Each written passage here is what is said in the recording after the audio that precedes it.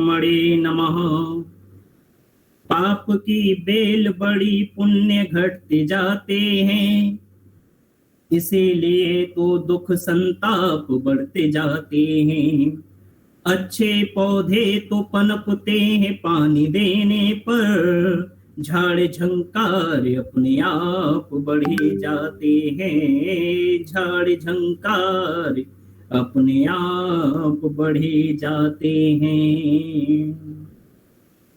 समादरणीय मंचासीन आदरणीय आचार्य जी, यहाँ उपस्थित सभी पूजनीय वंदनीय मातृशक्ति, कार्यक्रम में समुपस्थित मेरे मित्र धर्मेंद्र शास्त्री जी,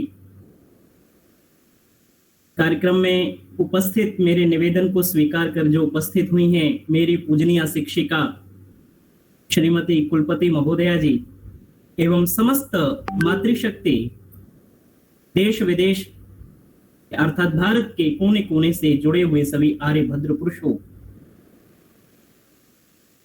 कार्यक्रम को सुन रहे देश के नौनिहाल प्यारे देश के बच्चों, जैसा कि हम सभी जानते ही हैं कि इस कोरोना काल की विषम परिस्थिति में आज आमने सामने मिलकर के वेद प्रचार करना बहुत ही मुश्किल सा हो गया है, संभावना कम हो गई है। अतः इस परिस्थिति को देखते हुए आर्य भद्र पुरुषों के द्वारा यह जो वर्तमान परिस्थिति ऑनलाइन प्रक्रिया जो चल रही है उसका बहुत ही सुंदर सदुपयोग करते हुए हमारे पूज्य अग्रज भ्राता श्री अवनीश मैत्रेय महोदय जी ने इस कार्यक्रम को प्रारंभ किया। यह जानकर अत्यंत अपार हर्ष हो रहा है और मुझे अपने विचार प्रकट करने हेतु आज समय प्रदान किया, इसके लिए मैं आदरणीय आचार्य जी को हृदय की अनंत गहराइयों से धन्यवाद तथा आभार प्रकट करता हूं। सज्जनों, जैसा कि हम सभी जानते ही हैं कि इस संपूर्ण भारतवर्ष में, अर्थात मैं यूं कहूं तो अतिशयोक्ति ना होगी कि संपूर्ण ब्रह्मांड में आर्य समाज ही एक ऐसी संस्था है जो कि संपूर्ण देश का ही नहीं अपितु इस संपूर्ण ब्रह्मांड का भला करने के लिए यज्ञ जैसा पवित्र श्रेष्ठतम कर्म करती है और यज्ञ को सर्वोपरि बताते हैं, क्योंकि कहते हैं यज्ञो वही श्रेष्ठतम कर्म।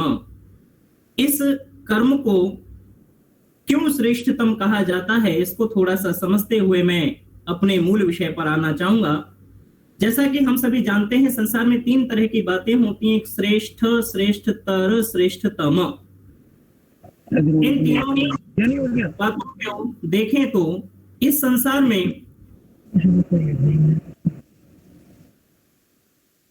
भूखे को भोजन खिलाना एक श्रेष्ठ कर्म है,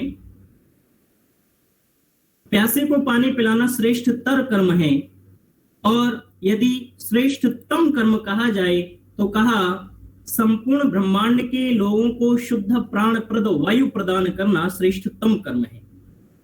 धर्म प्रेमी सज्जनों, जैसा कि आप सभी जानते हैं कि इस संसार में हम कितने ही पुण्य कर्म क्यों ना कर लें, फिर भी हम एक सीमित स्थान तक, सीमित अवस्था तक ही लोगों का भला कर सकते हैं। जैसा कि हम चाहें कि अगर हम कुछ धन दान करें तो उसकी भी एक सीमा है, अन्न दान करें तो उसकी एक सीमा है, पर असीमित रूप से, अनलिमिटेड रूप से अगर हम पूरे ब्रह्मांड का भला करना चाहें तो उसके लिए यह यज्ञ ही एक ऐसा साधन है जिसके माध्यम से हम संपूर्ण ब्रह्मांड का उपकार कर सकते हैं। क्योंकि आप सब जानते ही हैं, शास्त्र भी कहता है कि यह जो यज्ञ है, यज्ञ के अंदर जो अग्नि तत्व है, अग्नि वही सब देवताओं का मुख है। तो जैसा कि हमारे इस मुख में जो पदार्थ डाला जाता है, यह मुख वो मुखिया है, जिस अंग को जितनी आवश्यकता है यह उसे पहुंचा देता है। ठीक वैसे ही अग्नि सभी देवता, अग्निर्वै देवानां मुखम, अग्नि सभी देवताओं का मुख है और वह जिस जिस देवता को आपके जिस जिस श्रद्धा की आवश्यकता है वह वहां प्रेषित कर देती है। अतः संपूर्ण ब्रह्मांड का भला करने के लिए, या यूं कहो कि भद्र कर्म करने के लिए, यह यज्ञ सर्वोपरि है। इसलिए आर्य समाज यज्ञ को सर्वोपरि मानते हुए यज्ञ के प्रचार प्रसार की संकल्पना करते हुए इस जो चातुर्मास का यह महीना है, इसको वेद प्रचार के लिए सदियों से चुना गया था और इस वेद प्रचार के इस प्रक्रम को आगे बढ़ाया गया था। प्रश्न उठता है, यह श्रावणी पर्व है क्या? जैसा कि आप सभी जानते हैं कि हमारा भारतवर्ष उत्सव प्रिय देश है और इस उत्सव प्रिय देशों में यह अनेक तरह के उत्सव हमारे देश में मनाए जाते हैं। कहीं धन उत्सव है, कहीं पशु उत्सव है, कहीं यानोत्सव है, कहीं पुष्पोत्सव है, कहीं वेदोत्सव है, ना जाने कितने प्रकार के अनेक उत्सव मनाए जाते हैं। इन उत्सवों का हमारी भारतीय संस्कृति सभ्यता से क्या तात्पर्य है, अथवा या यूं प्रश्न किया जाए कि इन उत्सवों का हमारी संस्कृति के प्रति क्या योगदान है। जैसा कि आप जानते हैं कि उत्सव जब हम मनाते हैं तो उत्सव मनाते हुए हम अपने घर परिवार इष्ट मित्र सबको साथ जोड़ते हैं और उसमें हम सबको जोड़ करके अपने जो छोटे बच्चे हैं, बड़े बुजुर्ग हैं, अपने संस्कृति सभ्यता की बातें उनके साथ साझा करते हैं। अब यहाँ पर एक बड़ा जटिल सा प्रश्न उत्पन्न होता है कि जब हम संस्कारों की बात करते हैं, हम कहते हैं कि बच्चों के अंदर संस्कार जागृत होने चाहिए, तो हमें तीन तरह की बातें मिलती हैं। संसार में तीन चीजें हैं जिनका विशेष महत्व है। एक है संस्कार, एक संस्कृति, एक संस्कृत भाषा। अगर इस विषय को हम यूं समझने का प्रयास करें कि एक पेड़ है, पेड़ की जड़ है संस्कृत भाषा, पेड़ का तना है संस्कृति और पेड़ की जो शाखाएं हैं वह है संस्कार। आज प्रत्येक गृहस्थी जीवन में हर कोई चाहता है कि हम अपने बच्चों को संस्कार प्रदान करें, संस्कार उनके अंदर जागृत होने चाहिए।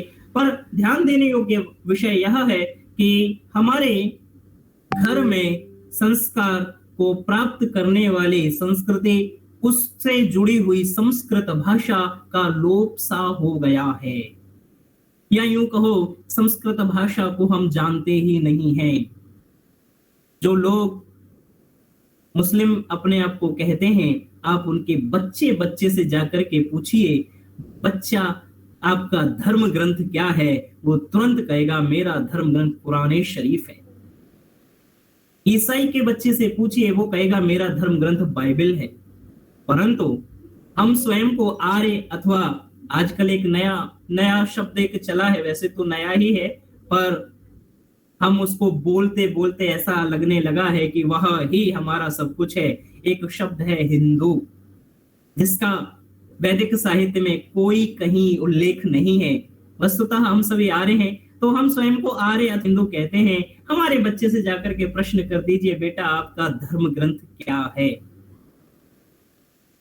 100 में से लगभग 90 अथवा 85% बच्चे जानते ही नहीं है धर्म ग्रंथ क्या है, क्योंकि उनके अभिभावकों ने, उनके माता पिता ने अपने बच्चों के सामने धर्म ग्रंथ की चर्चा ही नहीं की कभी, अथवा वो धर्म ग्रंथ से उन्हें परिचय ही नहीं कराया। क्योंकि हमारे बच्चे बोलेंगे हमारा धर्म ग्रंथ गीता है, हमारा धर्म ग्रंथ पुराण है, हमारा धर्म ग्रंथ महाभारत है, रामायण है इत्यादि।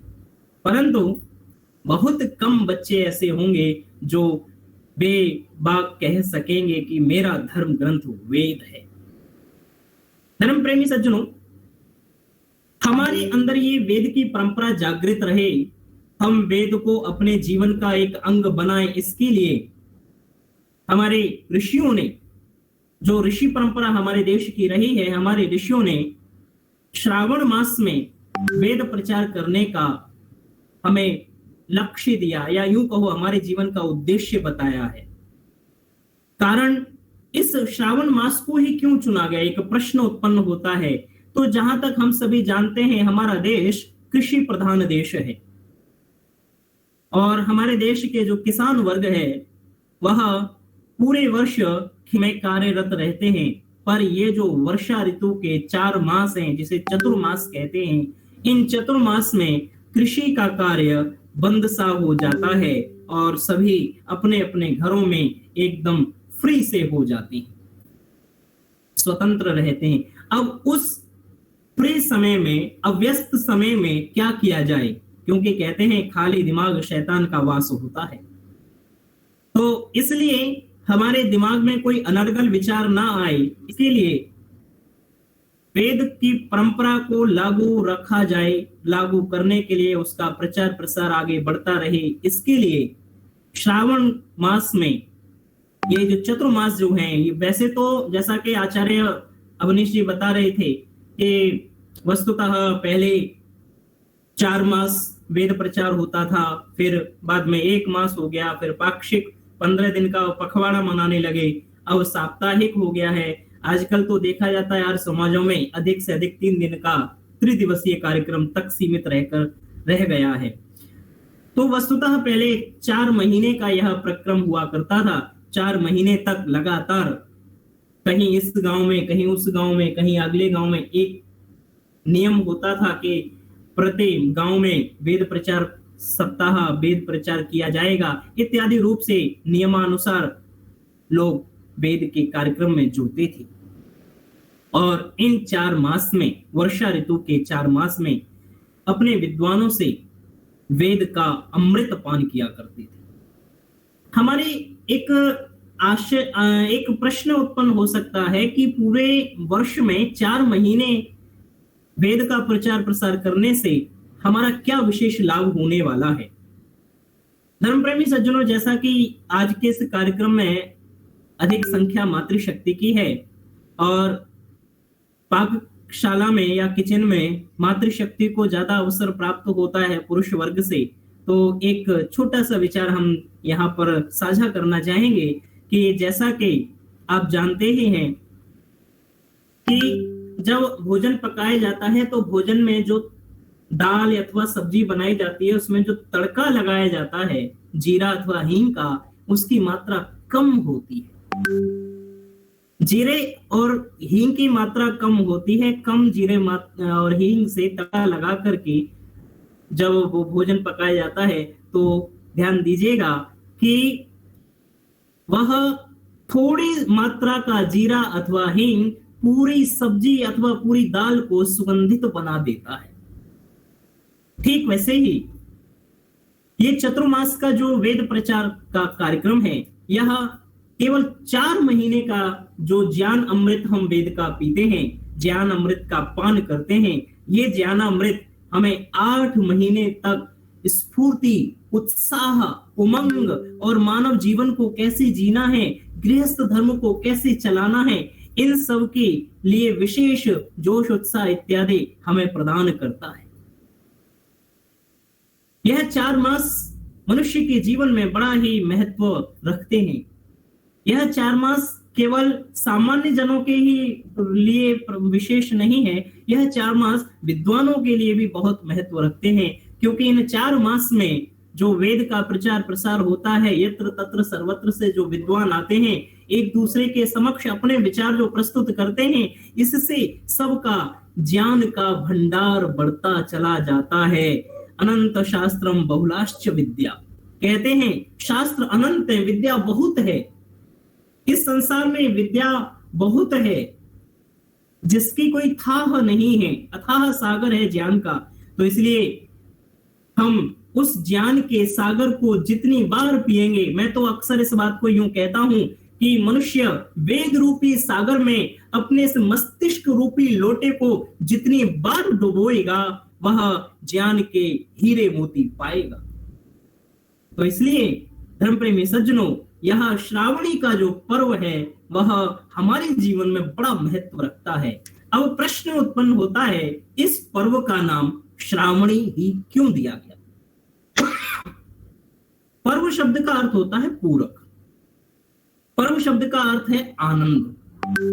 जब हम कोई पर्व मनाते हैं तो आप देखेंगे कि सब परिवार मिलकर के बहुत प्रसन्न चित्त रूप से, दत्त चित्त, एकाग्र चित्त होकर के आनंद पूर्वक हर्षोल्लास के साथ में उस कार्यक्रम को संपन्न करते हैं।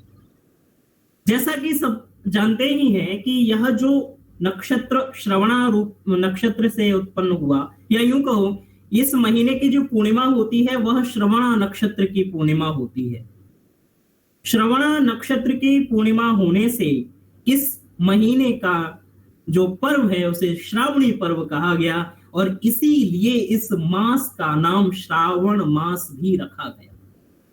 क्योंकि आप देखेंगे ऋषि दयानंद जी ने जो आर्य समाज के नियम लिखे हैं, वह आर्य समाज के नियमों में कहते हैं वेद सब सत्य विद्याओं का पुस्तक है, वेद का पढ़ना पढ़ाना और सुनना सुनाना सब आर्यों का परम धर्म है।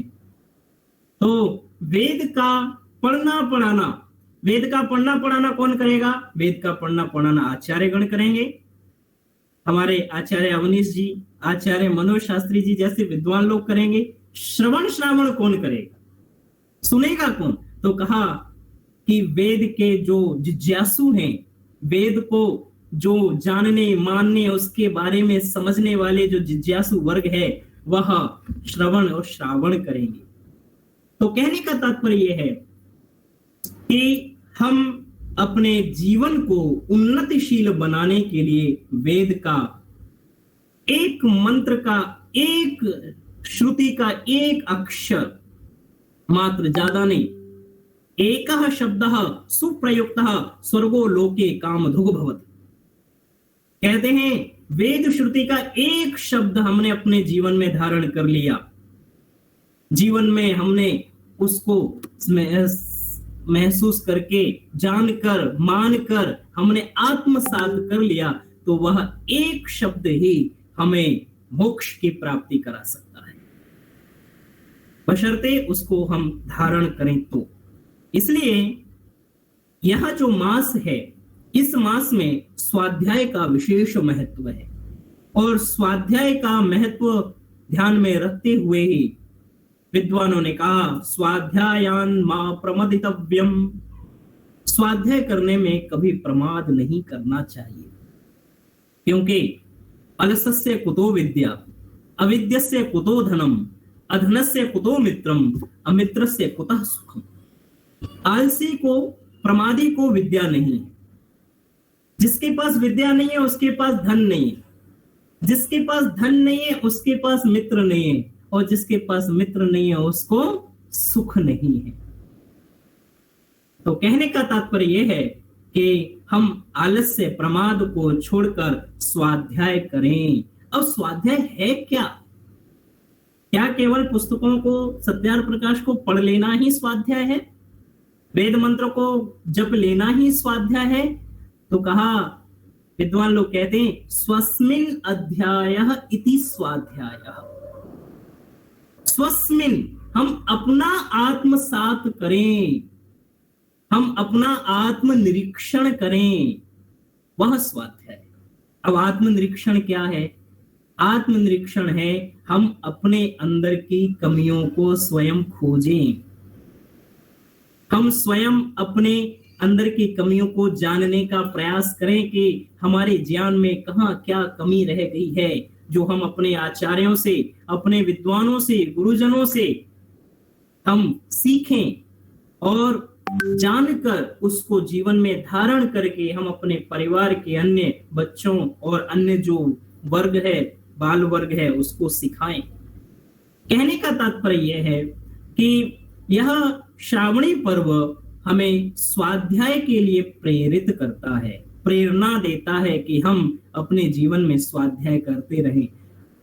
जन सुन रहे थे आदरणीय माताओं से, जिसमें एक माता जी बता रही थी, सब्रवाल माता जी कह रही थी कि वो स्वयं भजन लिखती हैं। तो वो भजन लिखती हैं, फिर उसे स्वयं स्वर प्रदान करती हैं। तो ये किसका प्रभाव है? ये उनके स्वाध्याय का प्रभाव है। जब तक मनुष्य स्वाध्याय नहीं करता है तब तक वह नए नए शब्दों को खोज नहीं पाता है। जैसा कि हम सभी जानते हैं, हम सभी अलंकार पढ़ते हैं, अलंकारों में बहुत सारे अलंकारों को हम पढ़ते हैं। उनमें एक अलंकार है श्लेष अलंकार। श्लेष अलंकार कहता है, बड़ी सुंदर बात कहता है, वो व्याख्या करता है श्लेष अलंकार। जैसे कि मेरी पूजनीय कुलपति महोदया जी यहाँ हैं, उन्होंने मुझे जो सिखाया वो मैं आपके समक्ष साझा करता हूँ। श्लेष अलंकार कहता है कि श्लेष का अर्थ होता है शब्दों का चिपकना। एक शब्द में अनेक अर्थ चिपके हुए होते हैं। जैसा कि आप देखेंगे, ऋग्वेद का पहला मंत्र है अग्निमीणे पुरोहितम यज्ञस्य देवमृत्विजम होतारम रत्नधातमम। अब ये जो अग्नि शब्द है, आप इस अग्नि शब्द को ही देख लीजिए। इस अग्नि शब्द में ही अनेक प्रकार के अर्थ छिपे हुए हैं। अग्नि शब्द का अर्थ ईश्वर होता है, अग्नि शब्द का अर्थ ज्ञान होता है, अग्नि शब्द का अर्थ मित्र होता है, और अग्नि शब्द का अर्थ भौतिक अग्नि होता है। अनेक अर्थ ये हम कब जानेंगे? जब हम स्वाध्याय करेंगे। तो स्वाध्याय जब हम करेंगे तो स्वाध्याय करते करते हम वस्तुतः ज्ञान के पिपासु बन जाएंगे, और पिपासु बन जाएंगे तो वस्तुतः हम कभी भी बन सकते हैं। क्योंकि श्लेष अलंकार कहता है चरण धरत चिंता करत चितवत चहुओर, सुविरन को ढूंढत फिरे कवि व्यभिचारी चोर। कहा सुबिरन, देखिए एक शब्द सुबिरन, चरण धरत चिंता करत, पैर कदम आगे बढ़ाते हुए चिंता कर रहा है और चारों तरफ देख रहा है। चोर किसके लिए? अपने सुविरन को प्राप्त करने के लिए। अब कवि सुविरन को क्या प्राप्त करना चाहता है? कवि जब कलम उठाता है तो वो नए नए शब्द की खोज करता है। वो सोचता है मैं ऐसे कौन से शब्द लिख दूं, ऐसे अपने कलम से कैसे शब्द पिरो दूं जो कि लोगों को बहुत उत्साहित करें, लोगों को अपने सभ्यता संस्कृति इत्यादि से जोड़ें।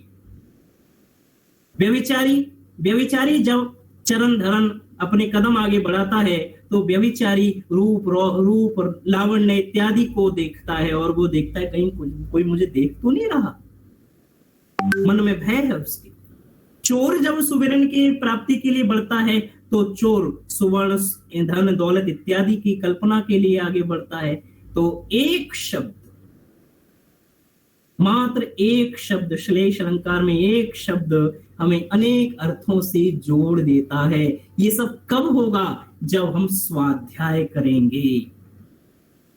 आजकल होता क्या है, एमए बीए बीएड इत्यादि कर लिया, नौकरी प्राप्त कर ली या कोई बिजनेस करने लगे, बस पढ़ाई करना छोड़ दिया। उससे क्या होता है कि संत और जल अगर एक जगह रहे तो वह सड़ जाता है। या यूं कहो, गुरुकुल में जब हम पढ़ते थे तो हमारे गुरुजी अष्टाध्याय याद ना करने पर अथवा अष्टाध्याय सुनाते सुनाते जब हम भूल जाते थे तो हमारे आचार्य जी कहते थे, क्यों भूला? फेरा नहीं। घोड़ा क्यों अड़ा? फेरा नहीं।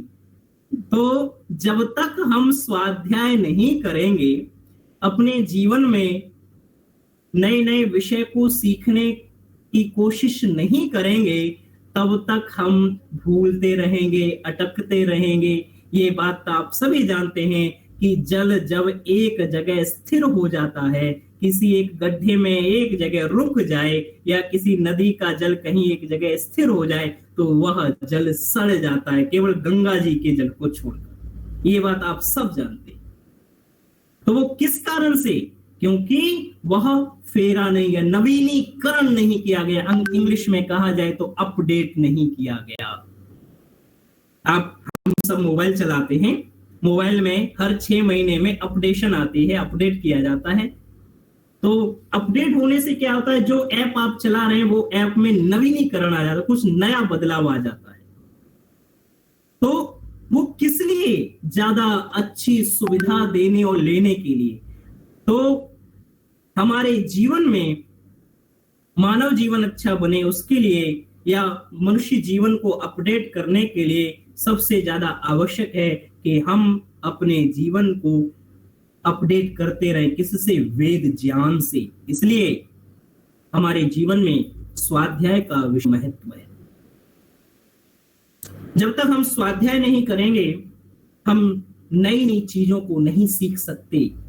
एक छोटा सा उदाहरण देता हूं, फिर मैं आगे बढ़ूंगा। आज हर कोई यही जानता है कि हवाई जहाज का निर्माण किसने किया। किसी से भी पूछे, कह देते राइट ब्रदर्स ने। ये जो गुरुत्वाकर्षण है उसका सूत्र किसने बताया? न्यूटन ने। हर कोई ये कहता है। और जब हम गणित के आचार्य भास्कराचार्य जी के पंच सिद्धात्मिका नामक पुस्तक को पढ़ते हैं, जिसमें कि गणित के सूत्र दिए गए हैं, जब उस पुस्तक का स्वाध्याय करते हैं तो वहां पर आचार्य भास्कराचार्य अथर्ववेद का एक मंत्र देते हुए कहते हैं कि इस मंत्र में गुरुत्वाकर्षण का सूत्र दिया गया है। और ये बात कब की है? ये बात 1100 ईस्वी की है, 1150 की। और न्यूटन का जन्म होता है 1580 में। विचार कीजिए, 500 लगभग 500 550 वर्ष पहले भास्कराचार्य जी यह बात न्यूटन जो ग्रेविटी का सिद्धांत है, गुरुत्वाकर्षण का सिद्धांत है, यह लिख जाते हैं। एरोप्लेन बनाने का सिद्धांत अथर्ववेद में विमान शास्त्र में दिया गया है, जिसका एक अन्वेषण नासिक में चल रहा है। आप सबके ज्ञान के लिए अपडेट कर दूं, नासिक में एक बड़ी लाइब्रेरी, एक बहुत बड़ा कार्यालय है, जिसमें कि कुछ आर्य लोग मिलकर के वहां पर उसमें अन्वेषण कर रहे हैं, खोज कर रहे हैं, और कुछ पुस्तकें लिखी गई हैं। बापूराव तलपते जी महाराज एक मराठी ब्राह्मण थे, जिन्होंने सबसे पहला एरोप्लेन उड़ाया था गिरेगांव चौपाटी पर, जो 1.5 किलोमीटर तक उड़ा था। तो ये सारी बातें हम क्यों नहीं जानते? क्योंकि हम स्वाध्याय नहीं करते, हम अपने शास्त्रों से नहीं जुड़ते, धर्म ग्रंथों से हम नहीं जुड़ते। तो इसलिए अपने जीवन को अथवा अपने इस मानव जीवन को सफल बनाने के लिए हमें स्वाध्याय की अत्यंत आवश्यकता है। और स्वाध्याय करते रहें, इसके लिए हमें श्रावणी पर्व में यज्ञोपवीत पहनाया जाता है। ध्यान दीजिएगा, स्वाध्याय निरंतर बना रहे, इसके लिए यज्ञोपवीत संस्कार करा के श्रावणी में नया जनेऊ धारण कराया जाता है, परिवर्तन करा दिया जाता है। अब यज्ञोपवीत का श्रावणी से या स्वाध्याय से क्या महत्व है, क्या संबंध है? तो इसके लिए कहते हैं कि यज्ञोपवीत में, जैसा कि आप सब जानते हैं, 3 धागे होते हैं, देव ऋण, ऋषि ऋण, पितृ ऋण। देवताओं का ऋण, ऋषियों का, गुरुओं का ऋण और माता पिता का ऋण। यह मानव चोला हमें प्राप्त हुआ, हम ईश्वर का धन्यवाद अदा करते रहें और श्रेष्ठ कर्म करते रहें कि अगला जीवन भी हमें मानव योनि प्राप्त हो। और ऋषि ऋण के लिए हम क्या करें? कहा ऋषि ऋण के लिए हम ज्ञान का प्रचार प्रसार करें। ज्ञान का प्रचार प्रसार हम कैसे करेंगे? जब तक हम स्वयं स्वाध्याय नहीं करेंगे, तब तक हम ज्ञान का प्रचार प्रसार नहीं कर सकते। विचार कीजिएगा, ज्ञान के प्रचार प्रसार के लिए स्वाध्याय अत्यंत आवश्यक है। और इस स्वाध्याय को आगे बढ़ाने के लिए हमारे देश में 2 महापुरुष उत्पन्न हुए, जिनका महर्षि दयानंद सरस्वती जी ने बड़ा ही आदर भाव से उनके बारे में लिखा है। एक योगेश्वर कृष्ण, दूसरे मर्यादा पुरुषोत्तम राम। ध्यान दीजिएगा, मर्यादा पुरुषोत्तम राम के बारे में तो बहुत ज्यादा भ्रांति नहीं है, परंतु भ्रांति है ऐसा नहीं कि भ्रांति नहीं है, क्योंकि तुलसीदास जी ने जो रामचरितमानस लिखा है उसमें बहुत ज्यादा अतिशयोक्ति अलंकार का प्रयोग किया है। पर श्री कृष्ण के बारे में बहुत सारी भ्रांतियां उत्पन्न कर दी गई, इतनी ज्यादा भ्रांतियां उत्पन्न कर दी गई। एक उदाहरण देता हूं और आगे बढ़ता हूं, क्योंकि आप सब दिल्ली के नजदीक में रहने वाले हैं, फिरोजाबाद जनपद से सभी बड़े ही अच्छी तरह से परिचित हैं। एक गीत गाया जाता है श्री कृष्ण के लिए, मनिहारिन का भेष बनाया, श्याम चूड़ी बेचने आया। ये गीत भागवत आचार्य जो भागवत का वाचन करते हैं, वो भागवत आचार्य बड़ी श्रद्धा से झूमते, गुनगुनाते, स्वयं नाचते, जनता को भी नचा देते हैं। विचार कीजिएगा, लगभग 5900 वर्ष पहले श्री कृष्ण के समय में ये कांच की चूड़ियां कहां थी जो मनयारिन का भेष बना के श्री कृष्ण आएंगे। फिरोजाबाद जनपद में पहली फैक्ट्री तो अभी कुछ वर्ष पहले लगी है। विचार कीजिएगा, चूड़ियों का जब व्यापार उत्तर प्रदेश में प्रारंभ हुआ, वो फिरोजाबाद से प्रारंभ होता है और वो फैक्ट्री कुछ वर्ष पहले लगी है। कहने का तात्पर्य यह है कि योगीराज श्री कृष्ण के बारे में बहुत सारी भ्रांतियां उत्पन्न की गई। महर्षि दयानंद सरस्वती जी लिखते हैं कि जिसने ये भागवत लिखी है, आप ध्यान दीजिएगा, भागवत के लेखन में भी बड़ा कंफ्यूजन उत्पन्न किया गया, शंका उत्पन्न कर दी गई। भागवत के लेखक बताए जाते हैं वेद व्यास जी, जबकि भागवत का लेखक यदि कोई है तो वो है वोपदेव। वेद व्यास जी भागवत के लेखक नहीं है। वो वेद व्यास जी ने भागवत का लेखन कार्य नहीं किया। अष्टादश पुराणेषु व्यासस्य वचनद्वयम् परोपकाराय पुण्याय पापाय परपीडनम, वो पुराणों के लेखक है जो ऋषि प्रणीत हैं, जिनको मनु महाराज इत्यादि के ग्रंथों से सार लेकर लिखा गया है। काल्पनिक पुराणों की बात नहीं कर रहा हूं मैं, लेकिन भागवत का लेखक है वोपदेव। और ऋषि दयानंद सरस्वती कहते हैं काश वोपदेव अपनी मां के गर्भ में ही मर जाता तो इस योगीराज श्री कृष्ण पर इतना बड़ा लांछन वो नहीं लगाता। क्योंकि कृष्ण के बारे में कहते हैं कृष्ण माखन चोर थे, कृष्ण गोपियों के वस्त्र चुराते थे इत्यादि।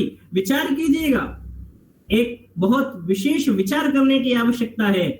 यदि कोई मेरे दादाजी को कोई गलत शब्द कहे, कोई उनके बारे में कोई उन पर लांछन लगाए, तो सोचिए मैं उसको छोड़ दूंगा या मैं वो बात सुन करके झूमूंगा, नाचूंगा, गाऊंगा। पर कृष्ण जो हमारे दादाओं के भी दादा हैं, लोग उन पर लांछन लगा रहे हैं। भागवत आचार्य लांछन लगा रहे हैं कि वो गोपियों के वस्त्र चुराते थे और हम मस्ती के साथ गुनगुना रहे हैं, झूम रहे हैं। कहने का तत्व ये है, हमें भ्रमित कर दिया गया है। हम श्री कृष्ण के सच्चे चरित्र को समझें। आज हम चित्र की पूजा करने लगे हैं। ऋषि दयानंद जी कहते हैं चित्र की पूजा नहीं करते, चित्र से चरित्र का निर्माण होना चाहिए। आप देखिएगा किसी भी आर्य समाज में चित्र की पूजा नहीं होती है, वहां चित्र जरूर रखे जाते हैं। एक जगह मैं एटा जनपद में एक जलेसर जगह है, वहां प्रवचन करने गया था। तो वहां पर एक बहुत सारी जनता थी, वहां 2 दिन पहले ही भागवत समाप्त हुई थी। तो मैंने वहां प्रश्न पूछा, अच्छा धर्म प्रेमी सज्जनों, यहाँ पर सभी कृष्ण भक्त हैं कि हाँ हैं? हमने कहा कितने लोग हैं जो कृष्ण को मानते हैं? सबने हाथ खड़े कर दिए। दूसरा प्रश्न मैंने पूछा, कितने लोग हैं जो कृष्ण की मानते हैं? तो चित्र से चरित्र की पूजा करें हम। कृष्ण का जो उज्जवल चरित्र था, जिस पर आजकल के भागवताचार्य ने बहुत सारे लांछन लगा दिए हैं, हम वैदिक जो कृष्ण के जो जीवन चरित्र है उसको समझें, जाने, पहचाने।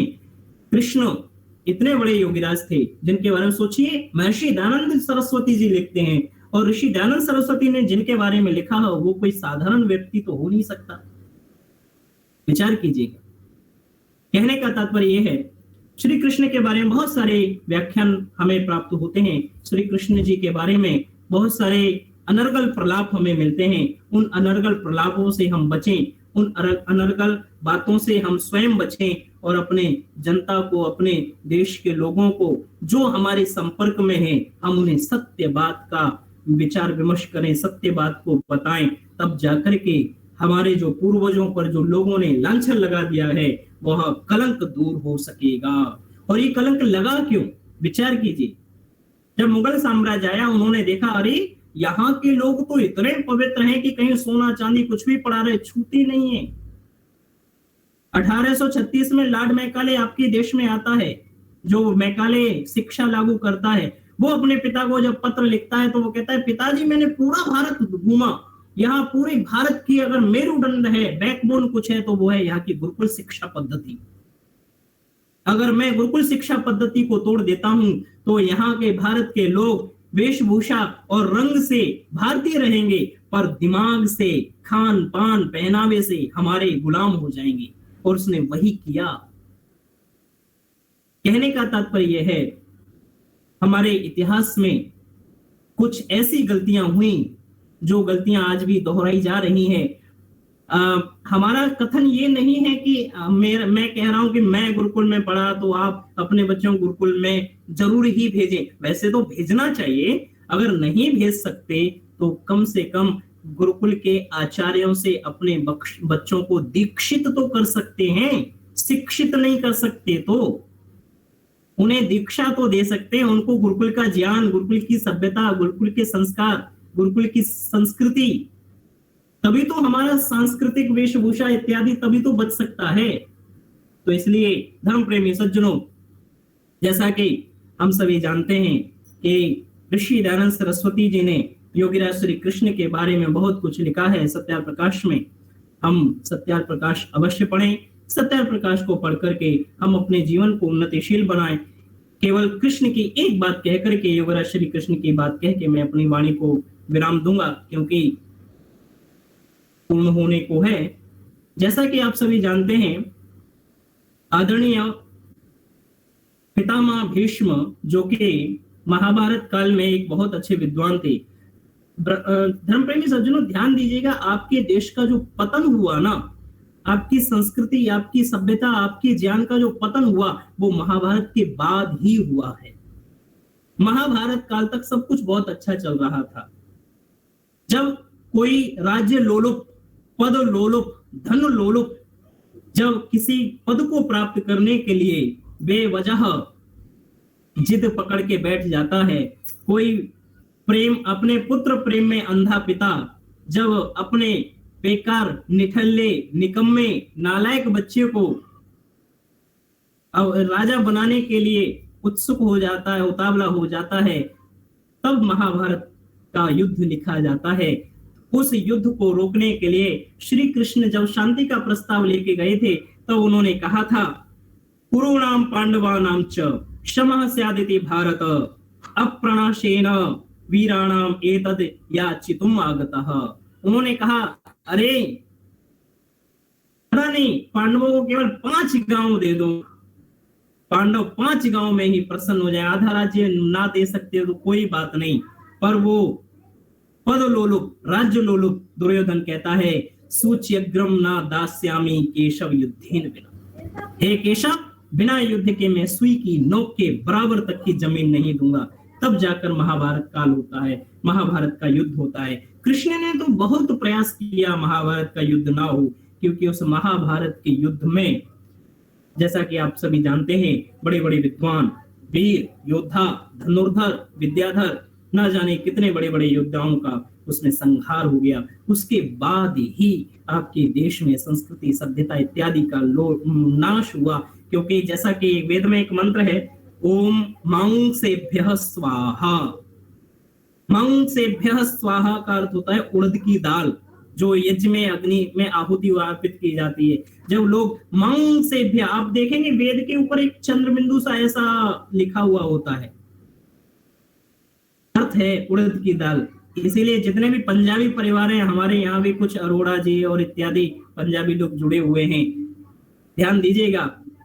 उड़द की दाल जब बनती है, दाल रोटी, तो कोई ये नहीं कहता कि उड़द की दाल बनती है पंजाबी परिवार में। पंजाबी परिवार में ये कहा जाता है माँ की दाल बनी है। सा का उच्चारण नहीं किया जाता है, क्योंकि सा का उच्चारण करने से नॉनवेज हो जाता है, मांस।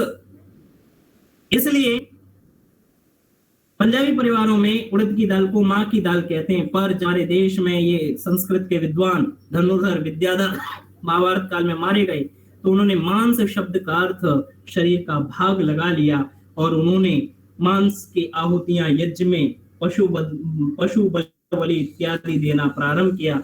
तो ये सब कब हुआ? जब हम अपनी संस्कृति से दूर हो गए। जब हम अपने वेदों से जुड़े रहेंगे तो हमारा सांस्कृतिक, सामाजिक और राजनीतिक इत्यादि सब विकास होता जाएगा। पर जब हम स्वाध्याय छोड़ देते हैं, स्वाध्याय से दूर हो जाते हैं, स्वाध्याय के बिना जब हम अपना जीवन यापन कर लेते हैं, तब हमारे जीवन में ऐसी न्यूनता आनी प्रारंभ हो जाती है। तो ऐसी न्यूनता ना आए और आर्य समाज के द्वारा, जयपुर आर्य समाज के द्वारा, वेद प्रतिष्ठान के द्वारा ये जो कार्यक्रम संचालित किया गया है, मुझे प्रथम अवसर प्राप्त हुआ आदरणीय अवनीश मैत्रेय आचार्य जी द्वारा। मैं आदरणीय आचार्य जी का, कार्यक्रम के समस्त संयोजकों का, सदस्यों का हृदय से आभार तथा अभिनंदन वंदन अर्पित करता हूं कि मुझे समय प्रदान किया, मुझे बोलने का, इतने बड़े बड़े अच्छे आर्य सुजनों से मिलने का अवसर प्रदान किया। इसके लिए मैं हृदय की गहराइयों से आपका धन्यवाद अर्पित करता हूं।